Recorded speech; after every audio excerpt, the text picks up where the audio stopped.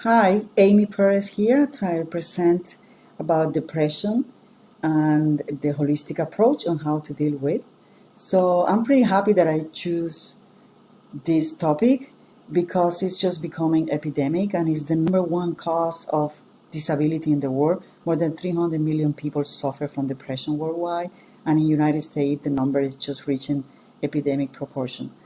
At the same time, I have to mention that depression is a very common mood disruptor, and everybody has experienced this spectrum of feelings in their life.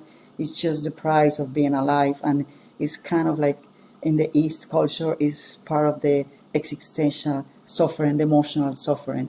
So, although it's a very common feeling, is if it's left untreated, it can have like really bad consequences for the health in the body. The depression, we don't have like a biomarker for it. We don't have a clinical test to determine if someone is depressed.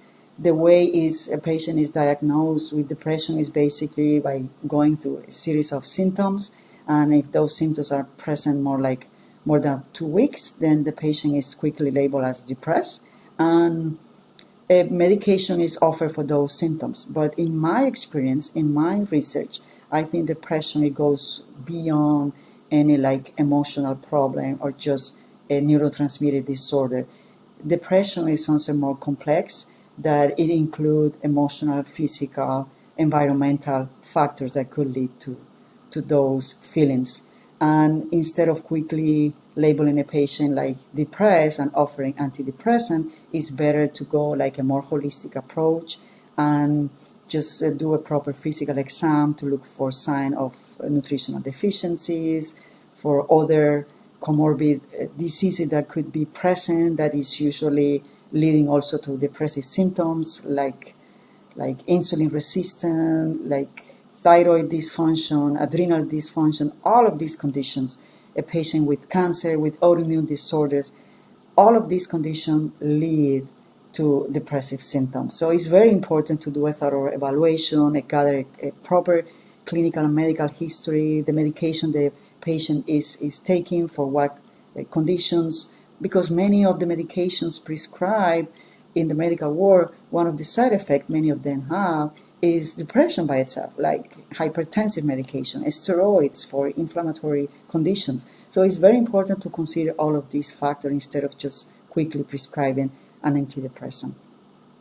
And another aspect is like properly address the nutrition of the patient, because a diet that is like high in processed food, like rich in calorie dense and nutrient poor type of food, is most likely to be a diet that is deficient of very important nutrients for the whole function of the body. So that could lead to depression by itself. At the same time, the patient could be also like having the best of diet, super balanced, and still having nutrient deficiency because it's a malabsorption problem. It's another condition that interferes with the proper absorption of nutrient in the body. So all of these tiny details supposed to be considered in the evaluation before recommending any therapeutic approach. Many of the clinical test biochemistry could help us to pinpoint if it's a B vitamin deficiency, B6, folate, B12, is it zinc, is magnesium, is vitamin D, which are very important for the proper functioning of the body and the brain. So if we find any of these, we can always recommend and create like a comprehensive approach to deal with nutrient deficiency, either with dietary recommendation or nutritional supplement.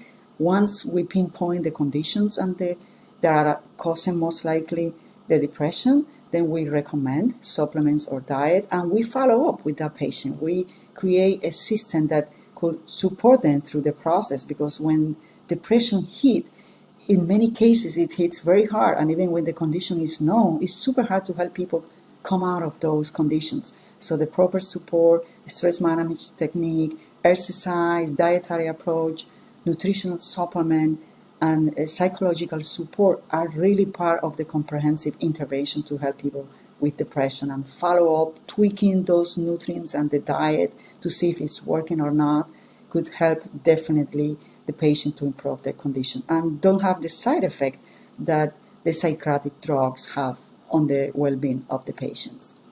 Thank you.